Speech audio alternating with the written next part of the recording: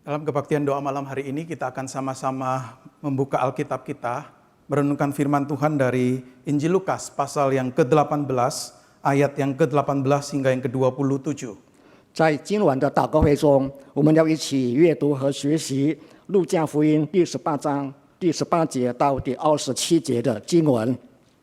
Lukas 18 ayat yang ke-18 hingga yang ke-27, demikian firman Tuhan. Ada seorang pemimpin bertanya kepada Yesus, katanya, "Guru yang baik, apa yang harus aku perbuat untuk memperoleh hidup yang kekal?" Jawab Yesus, "Mengapa kau katakan aku baik? Tak seorang pun yang baik selain daripada Allah saja. Engkau tentu mengetahui segala perintah Allah, jangan berzina, jangan membunuh, jangan mencuri, jangan mengucapkan saksi dusta, hormatilah ayahmu dan ibumu." Kata orang itu, "Semuanya itu telah kuturuti sejak masa mudaku." Mendengar itu Yesus berkata kepadanya, "Masih tinggal satu hal lagi yang harus kau lakukan. Jualah segala yang kau miliki dan bagi-bagikanlah itu kepada orang-orang miskin, maka engkau akan beroleh harta di surga, kemudian datanglah kemari dan ikutlah aku." Ketika orang itu mendengar perkataan itu, ia menjadi amat sedih sebab ia sangat kaya. Lalu Yesus memandang dia dan berkata, "Alangkah sukarnya orang yang beruang masuk ke dalam kerajaan Allah. Sebab lebih mudah seekor unta masuk melalui lubang jarum daripada seorang kaya masuk ke dalam kerajaan Allah." Dan mereka yang mendengar itu berkata, "Jika demikian, siapakah yang dapat diselamatkan?" Kata Yesus, "Apa yang tidak mungkin bagi manusia, mungkin bagi Allah." 路加福音第18章第18节到第27节经文如此说：有一个官问耶稣说：“良善的父子，我该做什么事才可以承受永生？”耶稣对他说：“你为什么称我是良善的？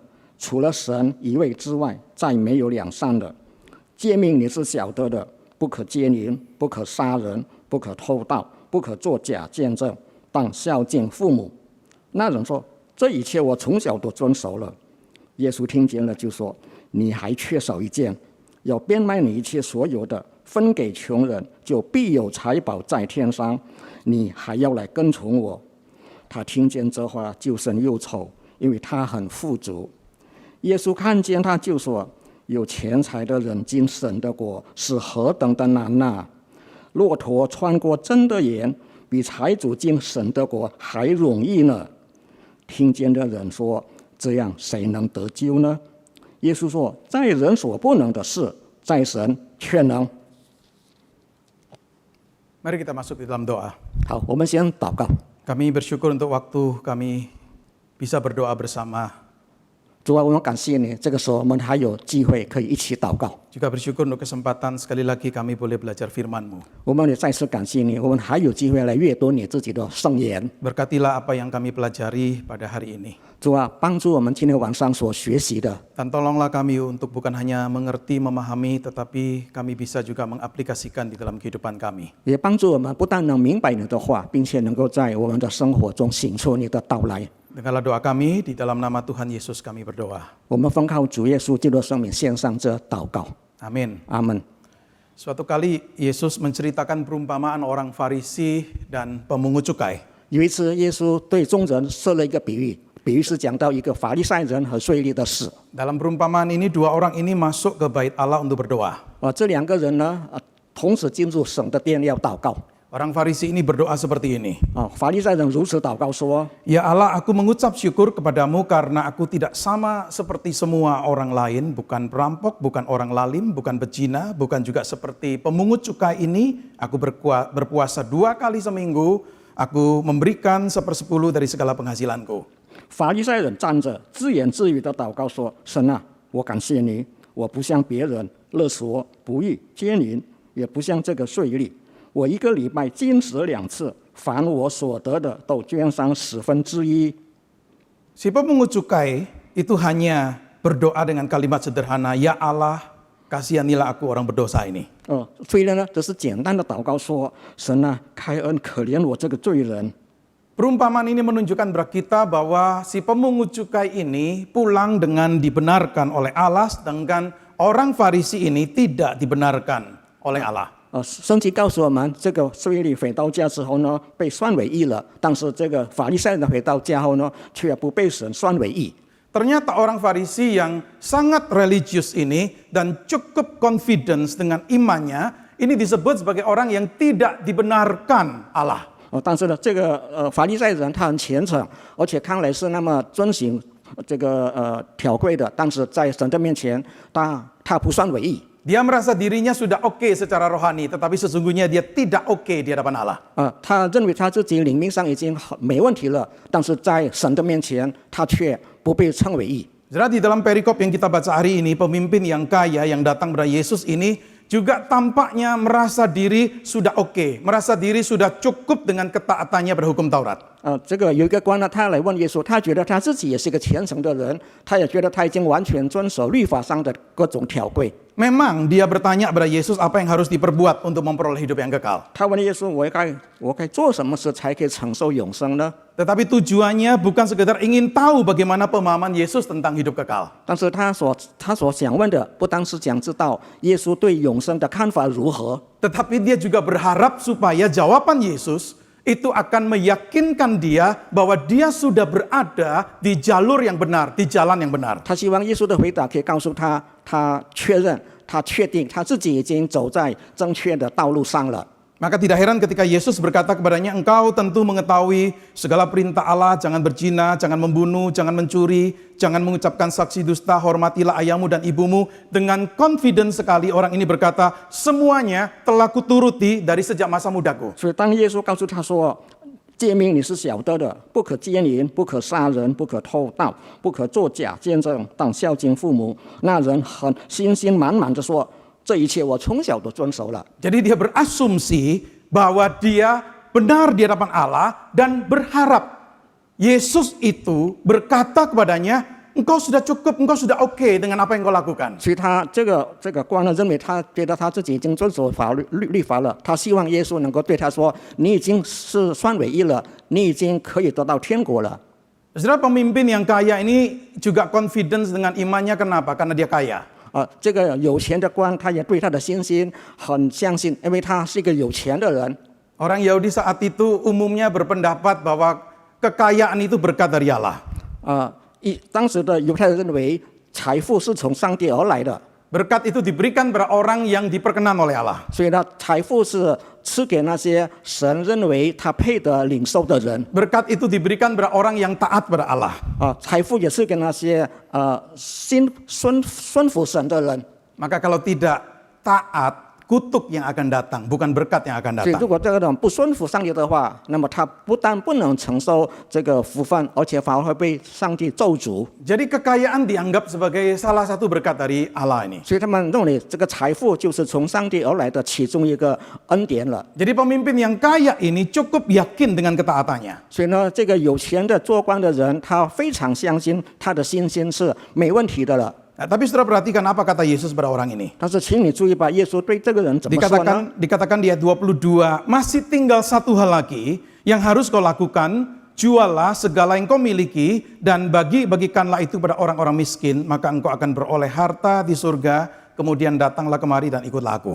耶稣在第22节告诉那个有钱的做官的人说：“你还缺少一件，要变卖你一切所有的，分给穷人，就必有财宝在天上。你还要来跟从我。” Saudara, ini permintaan yang tentu sangat mengejutkan si pemimpin yang kaya ini. 所以呢，耶稣的这个要求当然使这个有钱的做官的感到非常吃惊了。 Dia merasa sudah oke, tetapi ternyata masih ada kekurangan. 他认为自己是已经非常没问题了，但是结果呢，证明他还有缺少的地方。 Permintaan itu mengejutkan juga karena ini permintaan yang memang sangat radikal dan sangat berat, yaitu menjual segala yang dimiliki dan membagikan pada orang miskin. 耶稣的这个要求呢非常严厉，也就是说，你应该把一切你所有的都卖掉了，分给穷人。 Saudara, kenapa Yesus memberikan perintah yang seperti ini kepada pemimpin yang kaya ini? 为什么耶稣要对这个有钱的做官的人下达这个命令呢？ Saudara, sebelum berbicara mengenai hidup kekal, Yesus mau mengajak pemimpin yang kaya ini untuk jujur melihat dirinya, jujur melihat hatinya, apakah benar-benar dia menginginkan Allah, menginginkan hidup kekal, menginginkan kerajaan Allah itu. 当这个耶稣还没有讲到承受永生之前，他要这个做官的首先要认识到自己是不是真的爱主，自己是不是真的愿意遵守神的一切命令来做。 Saudara, Yesus tidak mau berbantah dengan orang ini bahwa ia sudah mentaati hukum Taurat, tetapi di sini Yesus mau menguji, mau mengetes kebenaran pengakuannya. 所以呢，耶稣呢不是耶稣要测验这个做官的人，他对律法的遵守是不是真心实意的做了。 Yesus mau menyelidiki hatinya. 所以耶稣要试验他的心。 Jikalau memang dia betul-betul mentaati hukum-hukum Allah, maka tentu dia ingat hukum pertama dari 10 hukum itu, yaitu jangan ada padamu Allah lain di hadapanku. 所以呢，如果耶稣要知道，如果他真的遵守律法上的所有的诫命的话，那么他一定能够遵守律法中的其中一个诫命，就是除我之外，你不可有别的神。 Saudara, Yesus membawa orang ini pada perenungan hukum pertama ini. Orang ini diajak untuk berpikir apakah betul memang Allah adalah yang utama, yang betul-betul dicari dalam hidupnya, atau ada sesuatu yang lain nih. 所以呢，耶稣呢引用了这个诫命中第一条，是要这个做官的知道，他是不是在人生中呢完全以上帝为首，不再寻求别的了。 Saudara, Yesus perlu memberikan perintah yang radikal ini karena Yesus tahu ada satu penghalang besar dalam hidup orang ini yang harus diselesaikan terlebih dahulu sebelum dia bisa memiliki hubungan yang benar dengan Allah. 耶稣下达这个严厉命令，是知道在这个做官的人心中有一件事呢会阻挡他亲近耶稣，所以他必须先解决这个最重要的事，才能够搞好他跟神之间的关系。 Yesus tahu orang ini sangat-sangat mencintai kekayaannya. 耶稣知道这个人非常非常爱他自己的财富。 Yesus tahu kekayaannya atau uangnya itu telah menjadi berhala yang menguasai, mengontrol, dan memperhambanya. 耶稣知道这个做官的拥有的财产已成为一种束缚他让他崇拜那个钱财，成为他的偶像的人。 Jadi Yesus membukakan keadaan hati atau keadaan jiwa dari orang ini dan menunjukkan kebenaran bahwa sesungguhnya dia tidak mengasihi Allah dengan segenap hati, segenap jiwa, segenap akal budi, segenap kekuatan. 所以呢，耶稣要打开这个做官的心，让他自己明白自己其实他不是尽心尽意尽心的爱上帝。 Dan reaksi dari pemimpin yang kaya ini membuktikan kebenaran perkataan Yesus. 这个做官的所做的反应证明了耶稣对他的评价是正确的。 Dikatakan di ayat 23, ketika orang itu mendengar perkataan itu, ia menjadi amat sedih sebab ia sangat kaya. 在第23节里说，他就是这个做官的，听见这话就生忧愁，因为他很富足。 Jadi menurut orang ini permintaan dari Yesus itu terlalu berlebihan, too much. Dan dia berpikir pengorbanan seperti itu tidaklah patut. Karena begitu banyak yang harus dikorbankan. 所以呢，这个做官的认为耶稣对他的要求太过分了，因为他觉得耶稣对他的要求呢，要他付出呢比他能力之外的更多的条件了。 Jadi permintaan Yesus ini tidak menarik bagi orang ini. 所以呢，对这个做官的人来说，耶稣的要求是不吸引他的。 Dia mau mengikuti Allah, dia mau melayani Allah jikalau dia tidak harus berpisah dengan kekayaannya. 他要侍奉上帝，他要服侍上帝，他要跟从上帝，但是条件呢，他不能跟他的财富离开。 Dia sangat sedih, dia amat sedih karena apa? Karena dia tidak bisa membayangkan bagaimana menjalani kehidupan tanpa kelimpahan materi ini. 所以他非常忧愁，他不能想象，要是他没有这些财富，他怎么能够活下去呢？ Dia ingin untuk bisa memilih Allah dan Mamon sekaligus. 他希望他能够拥有上帝，也拥有马门。 Tetapi kita tahu Yesus tidak mengizinkan hal itu. 但是我们知道，耶稣不允许人有这种想法。 Orang ini sedih karena dia tidak bisa memilih Allah dan Mamon sekaligus. Dan pada waktu pilihan diberikan, dia memilih Mamon. 所以呢，这个做官的觉得很忧愁，因为他不能够同时拥有财富又拥有上帝，所以要他选择的时候，他就选择马门了。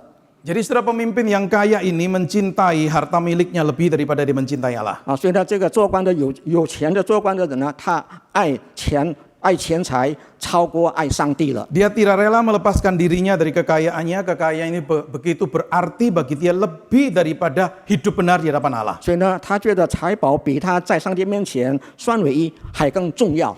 Bahkan dia meninggalkan kekekalan demi untuk kemewahan hidupnya yang sementara. 他为了能够享受暂时的荣华富贵，他愿意放弃永生了。 Demi cintanya kepada kekayaan, dia rela untuk menjauh dari kerajaan Allah. 为了爱他的钱宝，他愿意原理天国了。 Dia mengendaki good life, kehidupan yang baik, lebih daripada mengendaki eternal life, hidup yang kekal. 他希望能够在这个世上享受生活，来承受以后的永生。 Saudara, inilah yang menghambat orang ini akhirnya datang mengikut Yesus. 所以呢，这个人就不能够跟从耶稣了。 Dilemanya adalah dia tidak merasa dia menyembah berhala, dan dilemanya adalah dia tidak merasa perlu dilepaskan dari penyembahan berhala ini. 所以呢，他的问题是说，他觉得他不敬拜那个财富，他也不能够离开他所拥有的那么多的财富。 Orang ini memutuskan untuk tidak mengikut Yesus. 所以这个人就最后下个决定，他不跟从耶稣了。 Saudara, pertanyaan yang saya ingin ajak saudara renungkan hari ini adalah apakah permintaan Yesus ini juga ditujukan untuk semua orang yang mau mengikut dia? 我想问大家，耶稣对这个做官的人提出要求，是不是也是对我每一个人提出的同样的要求呢？ Memang saya tahu dalam sejarah gereja ada orang-orang tertentu, golongan tertentu yang betul-betul mengaplikasikan perkataan Yesus ini secara harafiah dan dianggap itu aturan mutlak untuk pelayanan, maka mereka bersedia dan mengikrarkan janji untuk bersedia jadi orang miskin. 所以呢，我知道在教会的历史中，有些人呢，他们好像是遵守了耶稣的这个要求，他们已经好像过上了一个虔诚的生活嘛。 Tetapi kita tidak seharusnya memahami perintah Yesus ini sebagai satu perintah yang bersifat universal untuk semua orang yang mau menjadi pengikutnya. 但是呢，我们不能够说认为耶稣这个要求成为普世上愿意跟随主的人的一个要求。 Tidak semua orang itu seperti dalam kondisi si pemimpin yang kaya ini. 不是每个人都拥有像这个有钱的做官的人的情况。 Sakeus itu hanya mempersembahkan atau memberikan setengah dari harta miliknya. 撒该只有把他所有财富的一半奉献出来。 Dan Sakeus tidak dipersalahkan karena hanya gara-gara memberi setengah. 撒该不是因为他只把他财富的一半奉献出来，就被责怪了，被批评了。 Saudara, yang perlu untuk kita renungkan adalah apa spirit atau apa makna di balik permintaan Yesus ini. 我们应该知道的是，耶稣提出这个要求背后的意义是什么呢？ Saudara, permintaan Yesus ini bisa berbeda aplikasinya antara satu orang dengan orang yang lain, tetapi ada satu elemen yang sama, yaitu Allah ini memang harusnya mendapat tempat utama.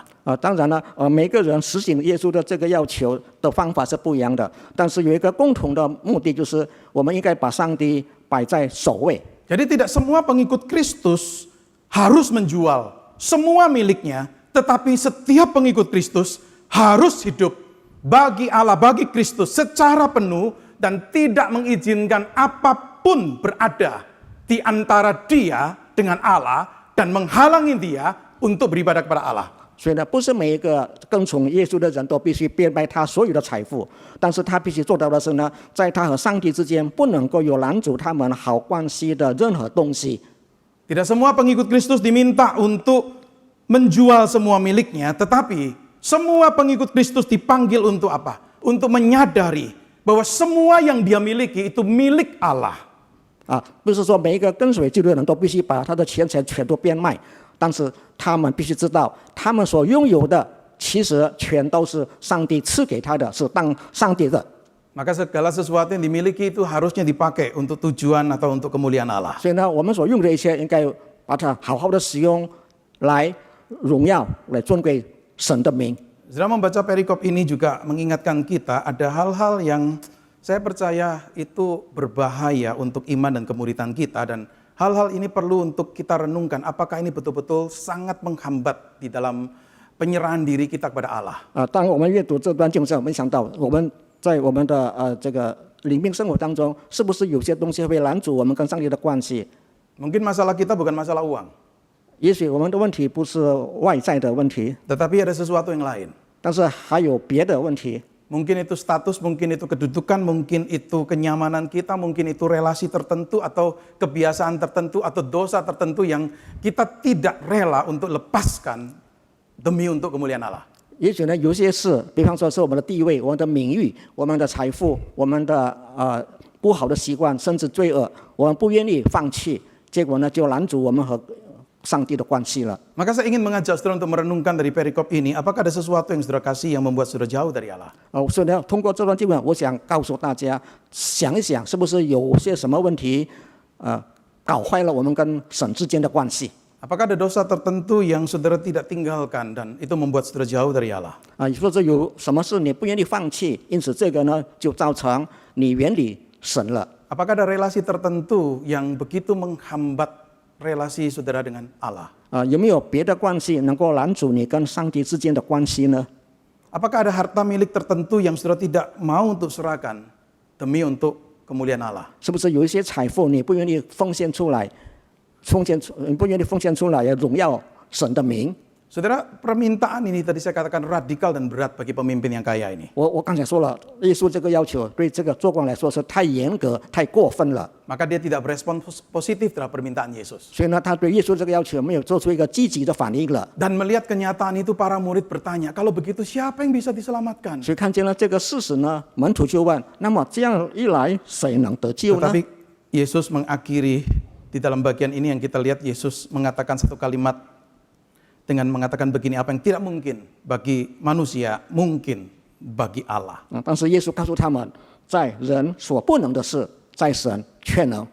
Pada saat kita merasa berat seperti pemimpin yang kaya ini, kita harus memiliki satu keyakinan bahwa Allah menolong kita dan memampukan kita untuk bisa mengubah hati yang bagaimanapun kerasnya. 所以呢，我们可能会像做官的认为耶稣要求太苛刻了，但是我们可以知道，我们可以靠着神的帮助来软化我们的心，来做到耶稣所要求的。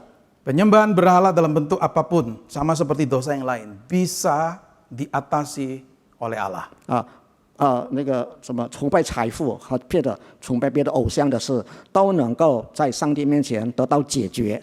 Maka di tengah pergumulan kita untuk bisa melepaskan sesuatu yang mungkin sulit untuk kita lepaskan demi untuk Tuhan, Tuhan memberi pertolongan, memampukan kita untuk bisa melakukan tindakan itu. 当我们觉得我们无能为力来摆脱一切能够拦阻我们跟上帝关系的事上呢，上帝能够赐给我们力量来做到摆脱应该放弃的。 Mari kita berdoa. 来，我们一起祷告。 Mari kita mengambil waktu teduh sejenak di hadapan Tuhan, mengambil waktu untuk berdoa. 我们在神的面前安静，我们祷告。 Jikalau ada di antara saudara yang bisa untuk berlutut di hadapan Tuhan, silakan saudara 有时 berlutut 在 di 弟 hadapan 兄姐妹 Tuhan. 当中能够跪下来的，请在上帝的面前跪下来。 Apa yang sudah Tuhan katakan melalui firman Tuhan hari ini kepada saudara? 今天神通过他的话对我们说了什么呢？ Apa yang ingin saudara katakan kepada Tuhan setelah mendengar firman Tuhan hari ini? 当你听了神的道之后，你想对神说什么？ Mari kita ambil waktu sejenak berdoa di hadapan Tuhan. 来，我们利用这一段时间在神的面前祷告。